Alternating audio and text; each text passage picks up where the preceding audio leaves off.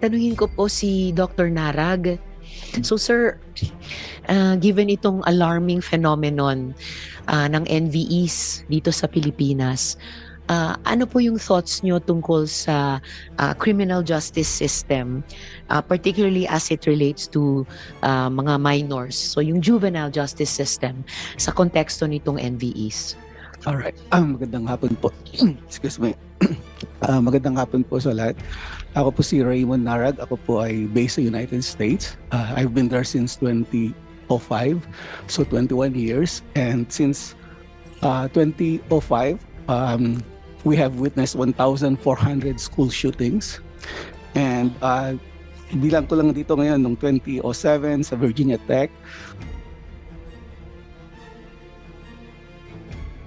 2018, Parkland, 17 ang patay. Noong 2022, Robb, Texas, 21 ang patay, and so many others.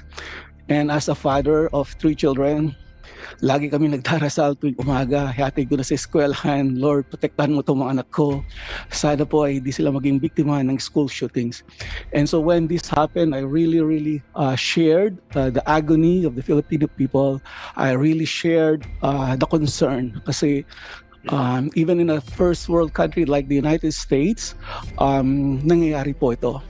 And I'm going to share some of my learnings as a father and actively sa school children yung anak ko. But I'm also the graduate program director of the School of Justice and Public Safety. I'm a registered criminologist in the United States, and I do a lot of studies on delinquency, juvenile violence, and also criminal justice and juvenile justice reforms. So I could share what works and what does not work in the US setting.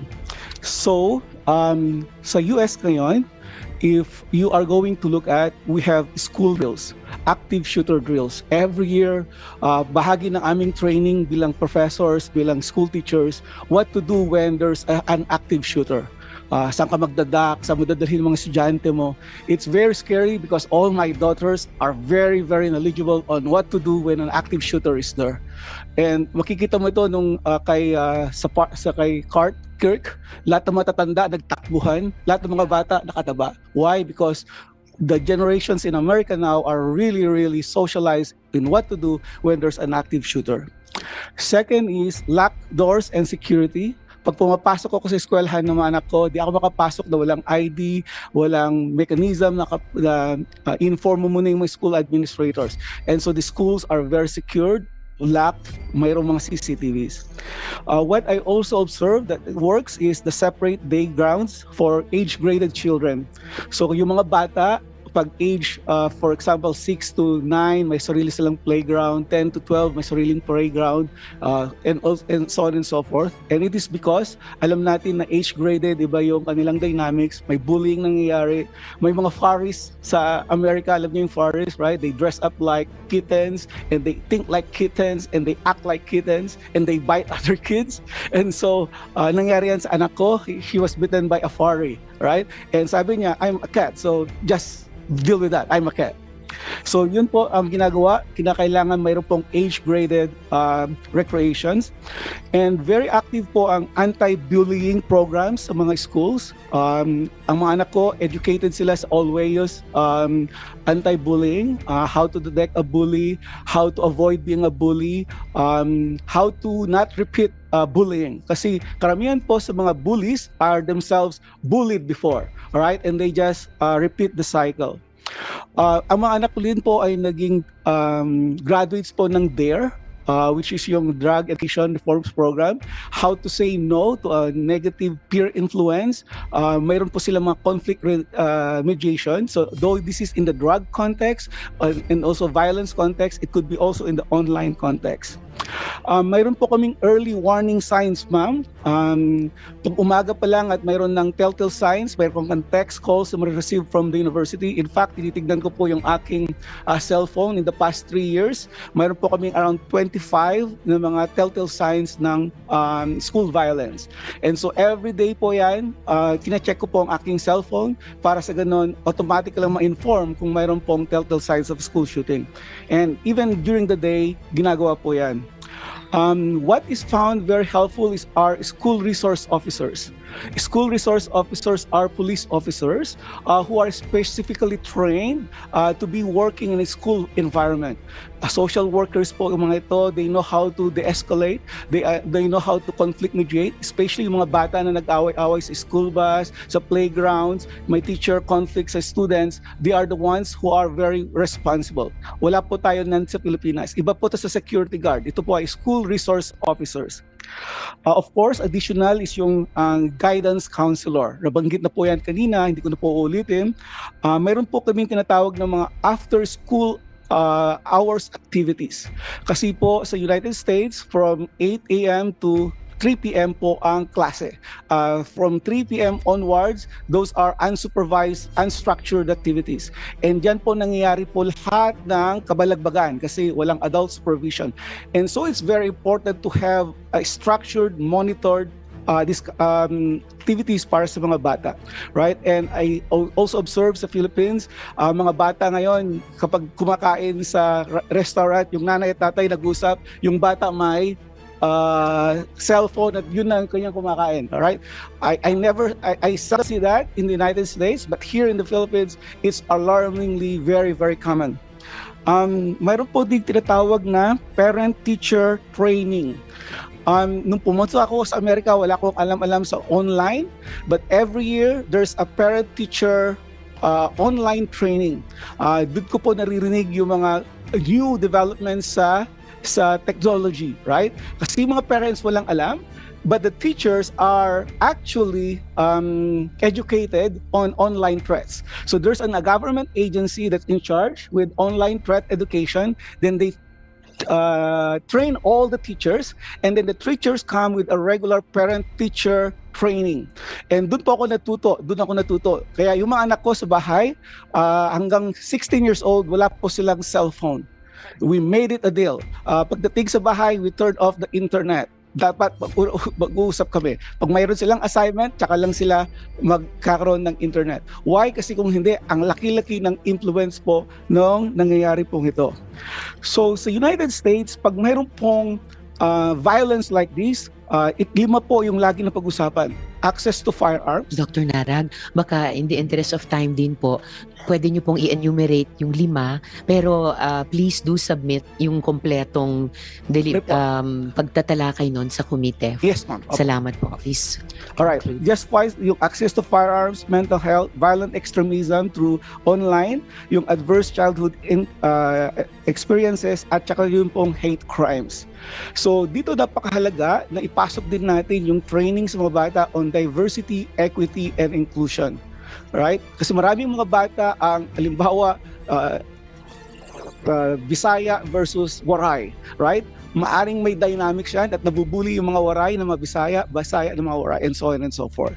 So hindi po ako expert gaano sa violence extremism through online. Ngayon ko naririnig po lahat yan.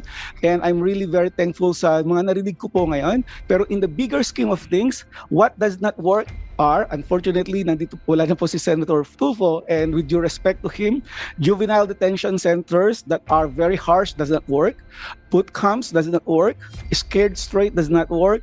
Maximum security for juveniles does not work. It has a brutalization effect. It makes them hard. It's not a deterrence because they don't understand it, and they make it worse for everyone.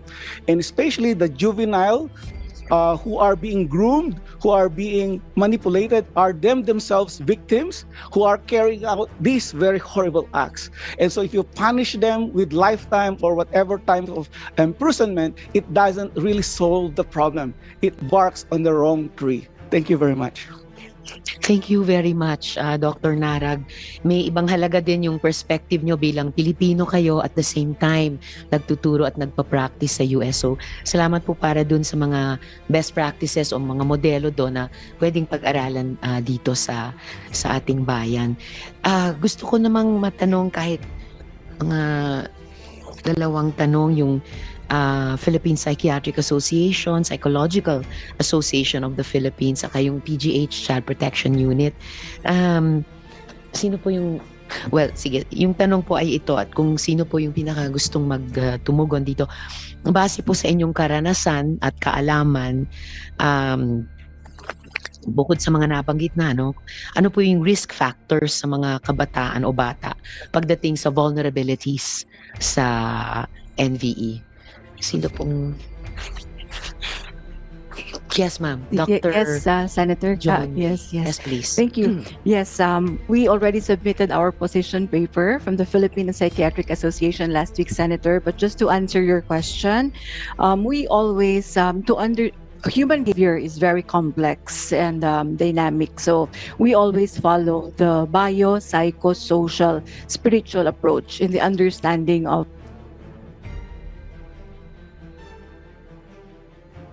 root causes that we mentioned were already mentioned by Dr. Alampay earlier, but we would like to really just highlight bullying, isolation, untreated mental health conditions, access to lethal weapons like firearms, and extremist exposure.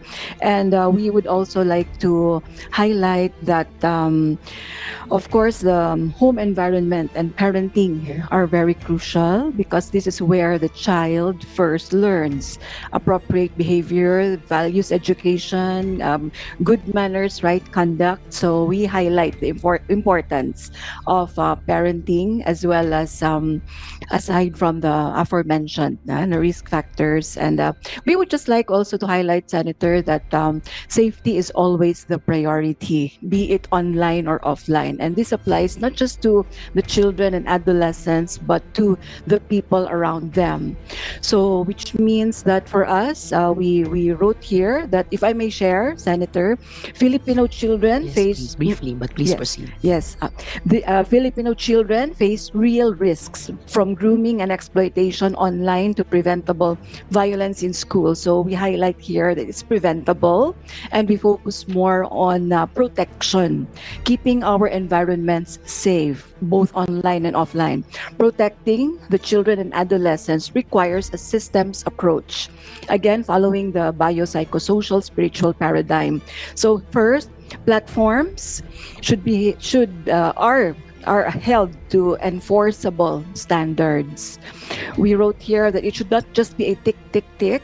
There should be standards set and restricted to depends on the age of the child or adolescent. Parents and communities should be accountable for guidance and vigilance of their kids, of their children. Schools should also be equipped to be safe and trauma informed. Mental health services should be accessible at every stage of development. And that's why we always partner with the Psychological Association of the Philippines and the Guidance Counselors Group. And legislation must be anchored in evidence. We should always follow evidence-based research in how we frame our laws, and not just the impulse to punish. So we move from being punitive to, in fact, more proactive and health promotive and prevention. Thank you very much, Senator. Thank you very much din po, Dr. John May. Isa pang tanong po, kung gustong sagutin ng PAP or ng PGH, CPU, ano po yung mga warning signs na dapat tutukan ng mga magulang, no, sa ating mga anak or sa mga may apo, sa ating mga apo? Okay. Thank you, Chair. I'm Dr. Bernadette Yes, Dr. Madrid. Bernadette. Yes, both from the PGH Child Protection Unit and the Child Protection Network. And I'm here with Dr. Nori Balderrama. First, thank you for having this investigation, and I'm sure everyone learned from here. Just let me first mention that I think everyone has realized that the problem here is not about the minimum age of criminal responsibility. I think everyone has been waiting and waiting to say that the age of minimum criminal age of responsibility, we all fully endorse that it remains at 15 and not be reduced further. The shooters here yes, they should be punished, but they're also victims. And I think Dr. Narag already enumerated what does not work. Okay, but for going to the signs and symptoms, what should we be aware? Because it's very important. In fact, one of the highest risk factors for NVE is that the child has suffered previous trauma. And our latest research in a high school in Manila showed that 60% of the children have suffered trauma. That's very high. And half of them are suicidal. Again, very high. So the issue of having access to mental health care. Now, all teachers or everyone working in the school should be trained on trauma-informed care. So first, they have to recognize what are the signs of trauma, because that is the first step. That is what made these children susceptible to these NVE groups.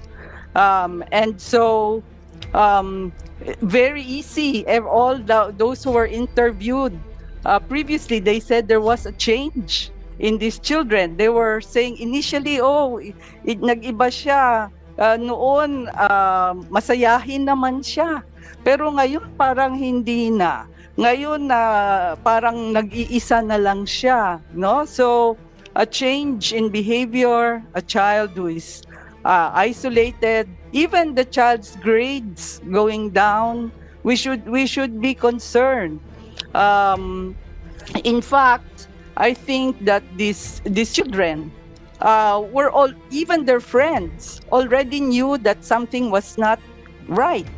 And if they're always just looking at their cell phones, wala nang ibang ginagawa, and they're isolating themselves in the room, again, talagang mapapansin that this child is not the same. Even without training, mapapansin. But the thing is, mas maganda kung may training. Kasi pag walang training, sabihin baka naman, hindi ko naman alam kung ano yan, no? And they will not do anything. But most important is not only recognizing. Second is do something about it.